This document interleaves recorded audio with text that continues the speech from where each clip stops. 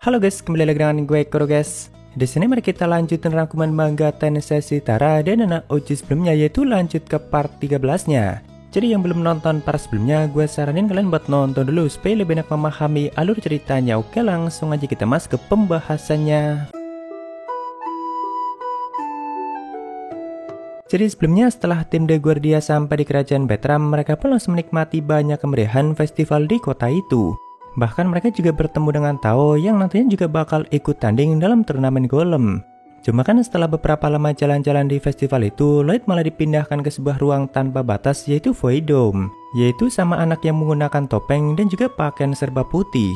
Lalu begitu Lloyd membuka topeng anak itu, ternyata dia itu punya wajah yang sama dengan Lloyd, cuma beda di warna rambutnya aja. Nah begitu topengnya dibuka, ternyata anak itu langsung kelihatan malu-malu. Walaupun ya dia langsung merebut topeng itu dari Lloyd dan langsung menggunakannya kembali. Ya jadi kalau pas lagi pakai topeng kan sikapnya itu kayak dingin gitu cuy. Sedangkan kalau topengnya dibuka dia itu langsung kelihatan malu-malu. Di sini dengan malu-malu dia pun sempat mengatakan lama tidak bertemu Lloyd. Cuma Lloydnya malah bertanya, kenapa kau punya wajah yang sama denganku? Kau itu sebenarnya siapa? Nah begitu mendengar kata-kata itu keluar dari mulut Lloyd, wajah anak itu pun langsung kelihatan sangat shock. Sedangkan dua golem yang mengawalnya yaitu Maron dan Koron juga langsung kelihatan marah dan juga langsung menyerang Lloyd. Lalu mereka juga mengatakan, kami bisa mengerti alasanmu tidak mengenali kami, tapi bisa-bisanya kau sampai melupakan Ido sama. Walaupun ya anak ini yaitu Ido langsung menyuruh mereka untuk berhenti. Dan setelah itu sambil pergi meninggalkan Lloyd, Ido pun sempat mengatakan beberapa hal. Jika kau memang melupakanku maka aku hanya perlu membuatmu ingat kembali. Mari kita bertemu lagi di turnamen nantinya, dan itu adalah sebuah janji. Ya di sini setelah Ido pergi, Grimo dan Chilel itu langsung melihat Lloyd dengan tatapan yang curiga. Karena pasti semua itu bukan sebuah kebetulan. Kenapa anak itu punya wajah yang sama dengan Lloyd, dan bahkan sepertinya dia itu sangat mengenal beberapa hal tentang Lloyd. Walaupun ya di waktu ini Lloyd memang belum mengingat apapun tentang anak bernama Ido itu. Lalu di malam harinya di hotel tempat mereka menginap, saat itu mereka lagi memainkan game kartu dan juga sambil ngobrolin beberapa hal. Nah di sini mereka itu sudah mendengar kalau sebelumnya Lloyd baru aja kena culik. Walaupun Lloydnya udah bolak-balik mengatakan kalau anak itu hanya ingin menyapa dan bukan menculik. Cuma karena Lloydnya nggak tahu siapa anak itu dan hanya mengatakan ciri-cirinya aja. Makanya di sini mereka itu ikutan berpikir dan juga mencari tahu siapa anak itu. Nah kalau kata Silpa, selama ini Lloyd itu belum pernah punya kenalan atau bicara dengan anak bernama Ido yang menggunakan topeng putih seperti itu. Atau setidaknya semenjak Silpa menjadi pelayan Lloyd. Karena ternyata Silpa itu mengingat semua orang yang pernah bicara sama Lloyd. Katanya total ada 357 orang yang pernah bicara sama Lloyd. 62 diantaranya itu seumuran dengan Lloyd. Tapi diantara mereka semua gak ada yang punya nama Ido dan juga punya ciri-ciri seperti itu. Cuma kan Silpa menjadi pelayan Lloyd itu dimulai dari umur Lloyd yang saat itu sudah 7 tahun. Nah di sini begitu Sylph terbangun dan mendengar pembicaraan mereka, dia pun langsung kelihatan sangat heboh. Karena katanya kalau memang anak itu bernama Ido dan punya rambut dan topeng serba putih, berarti sudah jelas kalau anak itu yang dijuluki sebagai sang keajaiban Ido.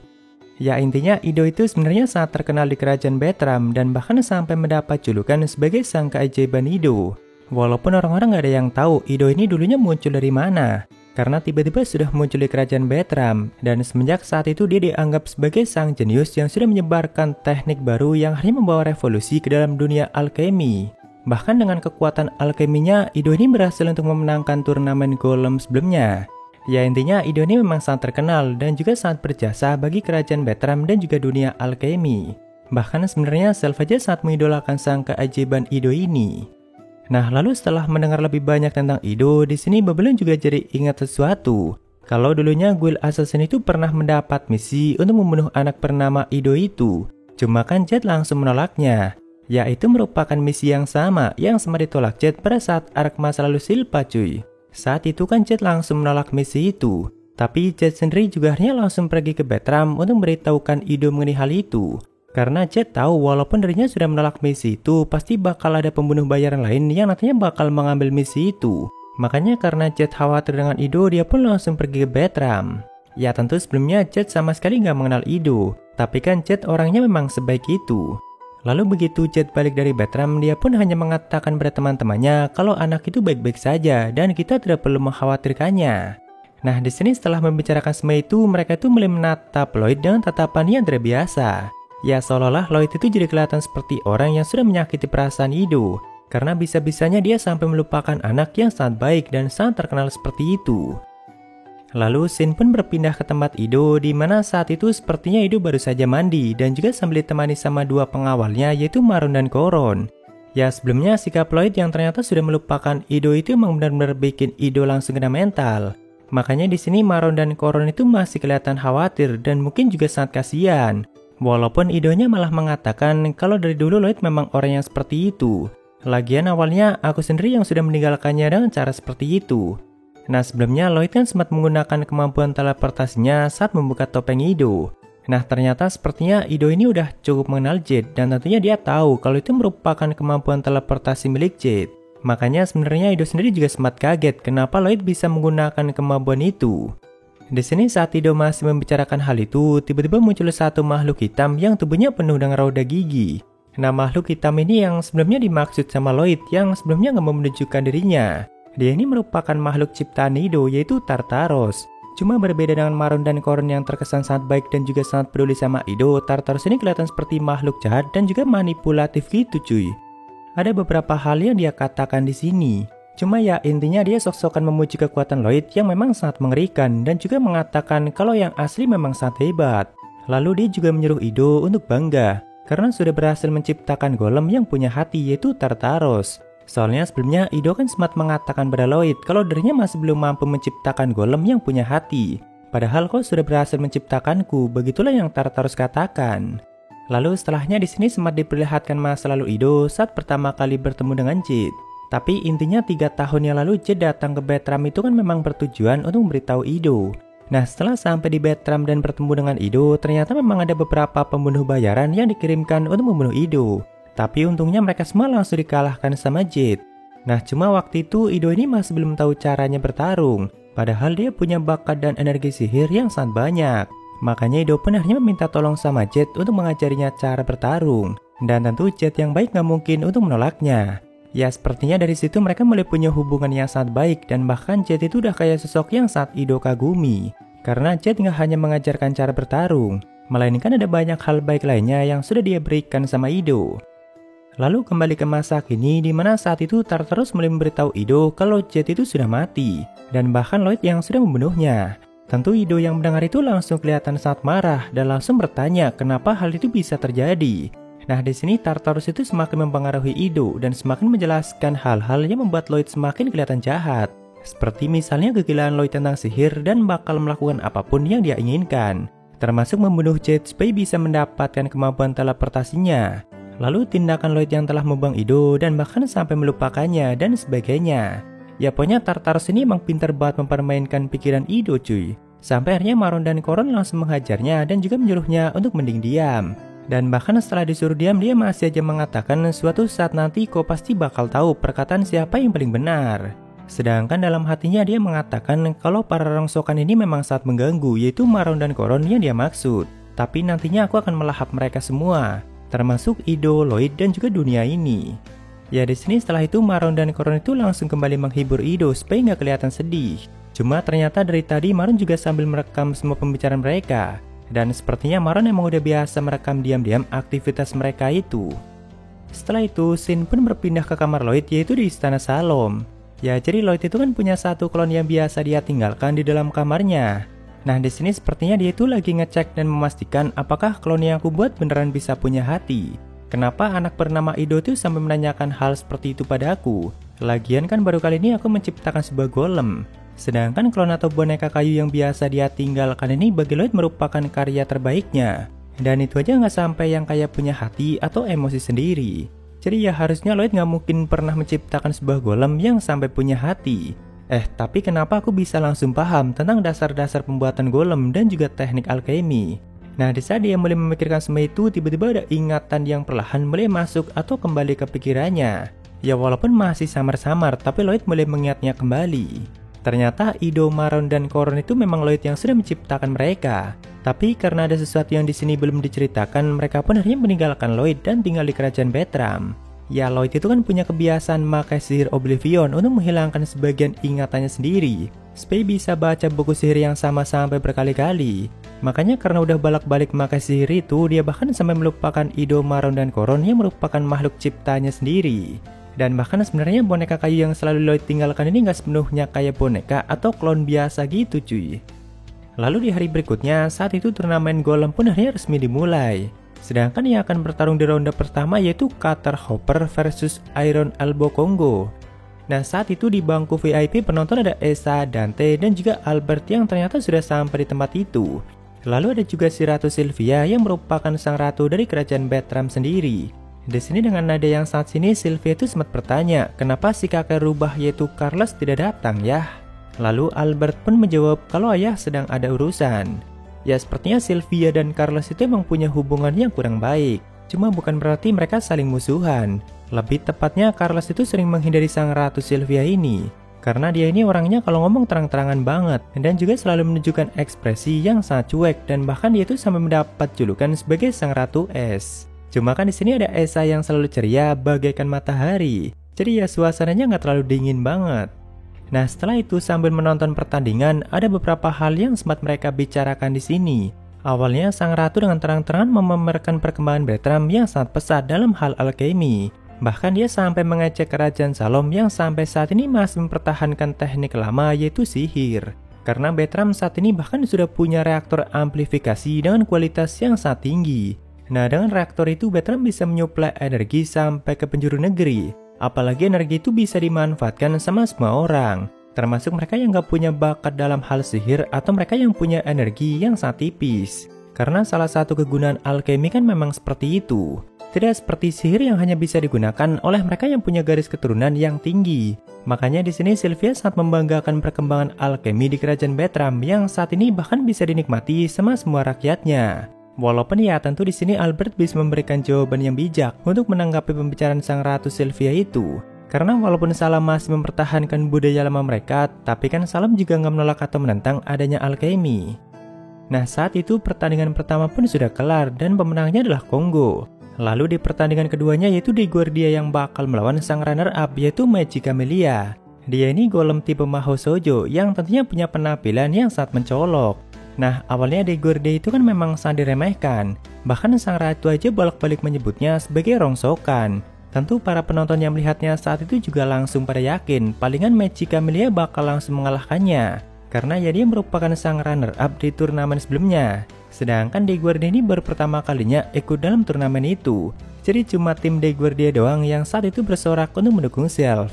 Nah tapi begitu pertandingan dimulai, saat itu ternyata De Guardia berhasil untuk langsung mengalahkan Magic Camellia. Bahkan nggak sampai 5 detik bagi De Guardia untuk bisa memutus kepala Magic Camellia. Tentu para penonton yang menyaksikannya hampir nggak percaya dengan apa yang mereka lihat. Termasuk sang ratu yang kelihatan saat kaget. Yasme di sini Self itu emang sengaja langsung memberikan serangan kejutan yang sangat cepat seperti itu. Karena dia paham kalau dirinya itu sangat kalah dalam hal pengalaman. Makanya cara satu-satunya yang langsung memberikan serangan kejutan yang sangat cepat seperti itu. Tapi kalau untuk pilotnya masih baik-baik aja sih. Karena ruang kendalinya itu di bagian dada. Yasme di sini ada beberapa hal yang sempat Self bicarakan dengan pilot Magic Camellia. Cuma ya intinya mereka saling respect aja. Lalu setelah pertandingan selesai, saat itu Ido sempat menemui Lloyd untuk mengucapkan selamat. Dan juga sekalian bertanya, apakah kau yang sudah membunuh Jed dan merebut kemampuan miliknya? Nah di sini kan cuma ada Lloyd, Ren, Zero, Grimo, dan juga Jiliel. Jadi tentu Ren yang mendengar itu langsung kelihatan marah dengan pertanyaan Ido. Soalnya kan Ren tahu kalau faktanya nggak seperti itu. Apalagi di sini Lloydnya malah cuma diam dan sama sekali nggak menyangkal hal itu. Tapi kan sayangnya Lloyd malah langsung menyuruh Ren untuk mundur. Nah karena Lloydnya sama sekali nggak menyangkalnya, Ido pun semakin kelihatan marah dan benci sama Lloyd. Cuma di waktu itu juga tim De Guardia yang lain juga akhirnya sampai di tempat itu. Makanya Ido pun kembali pergi sambil mengatakan, di babak final nanti pastikan Lloyd yang bakal menaiki De Guardia. Karena aku tidak tertarik pada orang selain Lloyd. Nah ternyata saat itu Tao juga ikutan nguping dari balik dinding. Jadi sambil melewati Tao, Ido pun lanjut mengatakan termasuk dirimu Tao Yuiha. Sebaiknya kau menyerah saja, karena kau tidak akan mungkin bisa menang melawanku. Ya soalnya di pertandingan kelima nanti Tao bakal berhadapan dengan golem Ido. Tapi mari kita langsung ke pertandingan mereka aja cuy. Jadi di pertandingan ini Tao itu menggunakan golem jenis Kijutsu yaitu Lao Kung Fu. Ini merupakan golem dengan bobot paling ringan yang memang sangat disesuaikan dengan gaya bertarung Tao yang sangat mengendalikan ki dan kecepatannya. Ya ibaratnya Lao Kung Fu itu udah kayak kostum Tao sendiri. Sedangkan kalau golem Ido yaitu Leonhard bentuknya itu seperti ini. Ini merupakan golem yang diciptakan dengan material dan juga teknik yang sangat tinggi yang tentunya merupakan golem yang sangat kuat. Bahkan Sylvie yang baru melihatnya aja langsung mengatakan kalau golem itu mungkin setara dengan Daiguardia atau bahkan lebih kuat. Ya tentu semua orang yang melihatnya saat itu udah langsung yakin kalau Lo Kung Fu pasti nggak akan punya kesempatan untuk menang. Termasuk sebagian tim Daiguardia sendiri juga sempat berpikir seperti itu. Nah sebelumnya Daiguardia itu kan bisa mengalahkan musuhnya hanya dalam waktu kurang dari 5 detik. Jadi di sini Ido juga berniat mengakhiri pertandingan itu kurang dari 5 detik. Ya sebenarnya Tao dan Ido itu sempat saling tanya satu sama lain, karena kan mereka bisa komunikasi langsung lewat ruang kendali. Tapi ya intinya Ido terusan menegaskan apa hubunganmu dengan Lloyd. Sedangkan Tao hanya menjawab cuma sebagai teman aja. Nah saat itu begitu pertandingan dimulai, mereka pun langsung menyerang satu sama lain dengan kecepatan yang sangat tinggi. Awalnya Tao itu kelihatan saat mendominasi pertarungan itu dan bahkan terusan menerapkan serangan fisiknya pada golem Ido. Karena memang Lo Kung Fu itu unggul dalam hal kecepatan dan juga kelincahan. Cuma kan Leonhard punya daya tahan yang sangat tinggi dan juga serangan yang sangat mematikan. Jadi walaupun Lo Kung Fu berhasil mendaratkan banyak serangan, tapi nggak akan bisa langsung memberikan kerusakan yang fatal. Justru sebaliknya jika Lo Kung Fu sampai terkena serangan Leonhard, maka hal itu bisa sangat fatal. Nah di sini mereka itu kan bertarung dengan kecepatan yang sangat tinggi, yang bahkan para penonton yang melihatnya aja cuma bisa melongo, karena mereka nggak mampu mengikuti pergerakan dari kedua golem itu. Jadi walaupun udah saling serang tanpa henti, tapi ternyata pertarungan itu baru berjalan selama 5 detik. Sampai akhirnya saat itu Lo Kung Fu pun menggunakan teknik 100 Flower Freeze-nya, yaitu Art Splitting Thunder. Dan itu berhasil menekan Leonhard sampai ke bawah dan hampir memberikan damage yang cukup serius. Sebelum akhirnya Ido juga menggunakan salah satu teknik andalannya, yaitu Synthetic Magic Veil of Aqua Regia. Jadi tubuh golem Leonhard itu langsung mencair supaya bisa lepas dari serangan Lo Kung Fu, dan di waktu yang sama dia juga langsung bergerak atau berpindah ke atas Lo Kung Fu. Ya intinya dia bisa langsung membalikkan keadaan, dan bahkan saat itu dia berhasil memutus satu lengan Lo Kung Fu. Jadi awalnya Ido itu kan memang sengaja tidak menggunakan teknik-teknik andalannya, karena awalnya dia yakin bisa mengalahkan Lo Kung Fu dengan mudah. Cuma kan ternyata Tao dan Lo Kung Fu itu memang sangat kuat. Jadi terpaksa Ido pun harus menggunakan teknik andalannya itu. Nah saat itu setelah Lo Kung Fu kehilangan satu lengannya, Tao pun kembali maju untuk menyerang. Walaupun kali ini Leonhard masih kelihatan jauh lebih unggul dalam hal kelincahan dan pergerakan mereka. Sampai akhirnya setelah beradu serangan kembali cukup lama, Leonhard pun berhasil mendumbangkan Lo Kung Fu dan juga langsung menekan kepala Lo Kung Fu untuk menahan pergerakannya.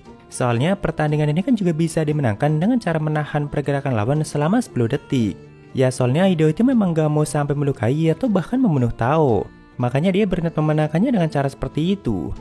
Di sini sang wasit pun mulai menghitung dari 1 sampai 10. Namun baru sampai hitungan keempat ternyata Lo Kung Fu berhasil untuk melepaskan diri, yaitu dengan cara memutus kepalanya sendiri.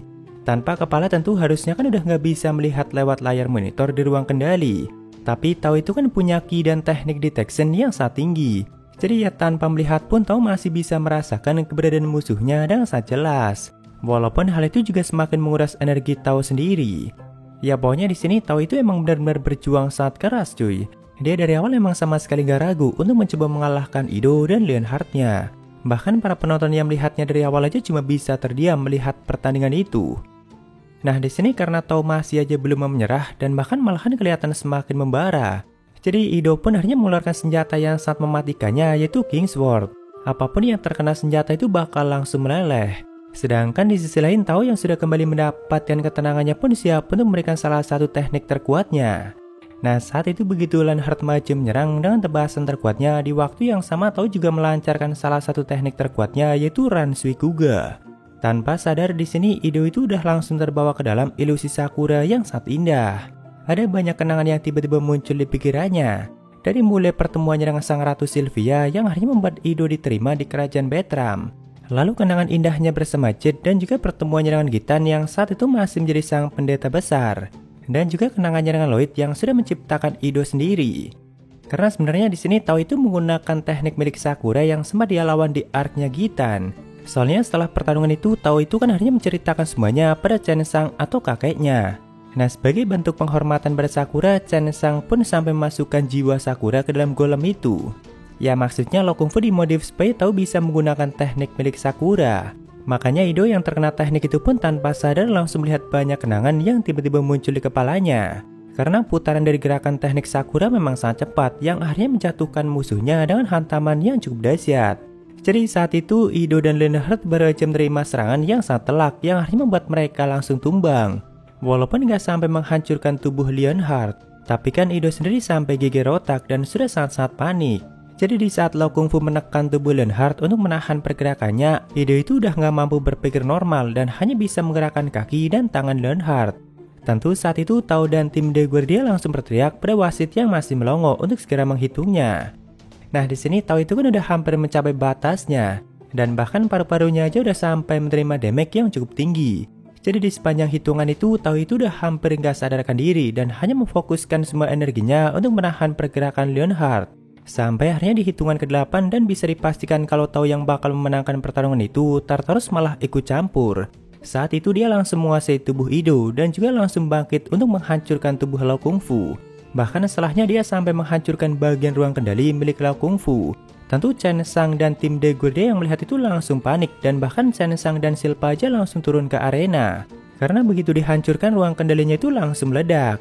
Tapi ya untungnya Lloyd udah lebih dulu memindahkan Tao sebelum terkena serangan itu. Sedangkan pertandingan ini akhirnya resmi dimenangkan sama Leonhard walaupun dengan cara yang curang. Karena memang hanya beberapa orang yang mampu melihat campur tangan Tartarus di akhir pertandingan itu. Apalagi Ido itu kan merupakan anak yang sangat dibanggakan di kerajaan Bettram. Jadi sang Ratu Sylvia pun ikutan menutup mata pada insiden itu. Ya untung aja Tao langsung mendapatkan perawatan yang tepat dan hal itu nggak sampai mengancam nyawanya. Jadi kita lanjutkan di part selanjutnya guys.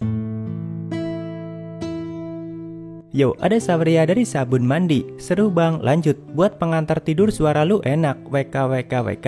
Oke, pasti kita lanjut. Thank you Sabun. Ya, jadi mungkin segitu aja untuk pembahasan kali ini. Dan jika ada kesalahan, gue minta maaf. Kalian bisa koreksi aja di bawah. Thank you, nah hampir sampai ketemu di video lainnya. Salam kru guys.